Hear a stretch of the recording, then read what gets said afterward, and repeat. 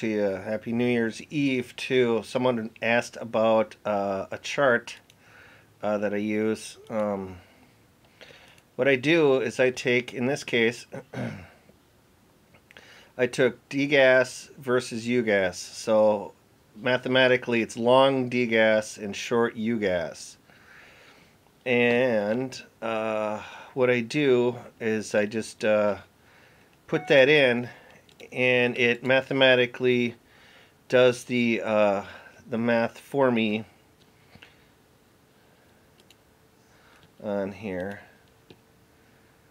Okay, so what it's doing is this is basically telling me that the bias is up for Dgas and down for Ugaz. And it's simple, but why I do this versus just straight up is that this actually contains all the contango, all the backwardation, all the decay, and anything else, whatever excuse the people that are doing it wrong have. I plot this out. Like today, this line here was R2 for the pair. So it ran, that's the best thing about today's computerized trading. It goes straight to where it needs to go to, mathematically. So it ran to R2 and called it a day. These are numbers for Friday's trade. Pivot, R1, R2, and it all works the same. It basically, don't look at... The worst thing you can have on a chart is the price and the symbols, because that's where bias comes in. The computer doesn't care.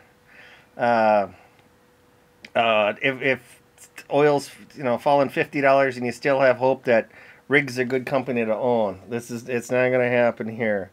So what I also do is you can add other technicals to it. I personally don't like the gaps in the candles, so I'll rearrange it where I'll put in, say, Heikin-Ashi, because what that'll do is that'll continue it as a trend.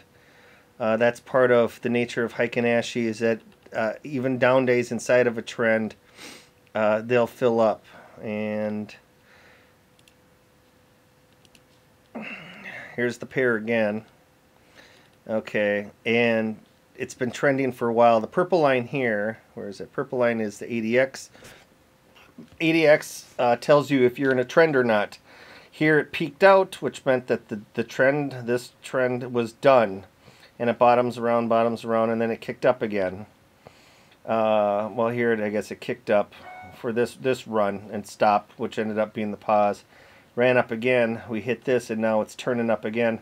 Some of these others are average trading range, RSI, money flow, things that I follow. The degas part of it here is something I jumped on board in July when the kids were thinking about buying natural gas for October, and I told them, I said, look, it's not going to happen. You're going to have a mild, wet, warm winter. I've been doing this for 34 years, and that's just how it works out weather-wise. I grew up in the Midwest. So it's going to be a wet, look for flooding this year, etc., etc. But that's basically why I got on board with that bias bent. One, that the herd was wrong. Just because it's winter doesn't mean you buy salt. Same, today's a great day. We need a Santa Claus rally, year-end rally, blah, blah, blah, close red. That's an ominous sign. But here you can see that it's continuing, and I'm going to guess that Friday they'll continue to knock this thing down, because it's beginning. This is even logged, so we're getting a bend on a log, which is kind of a rare thing. Most of the time, it's mathematically it just ebbs and flows. But here it's turning up, so we're gonna get them to chase after this again. Now you get back to the part of wanting to get into natural gas as it comes down. I said I thought it was going to go under $1, and I had to point out when it got to 102 in the winter of 90-91. So, but you can do this pairs trade. You can use any of them. What is it? Dust and Nugget.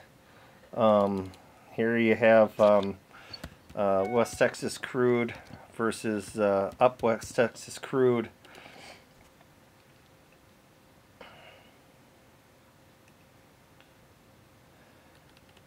And this one is getting to be a little bit of a drag here. We're getting some divergence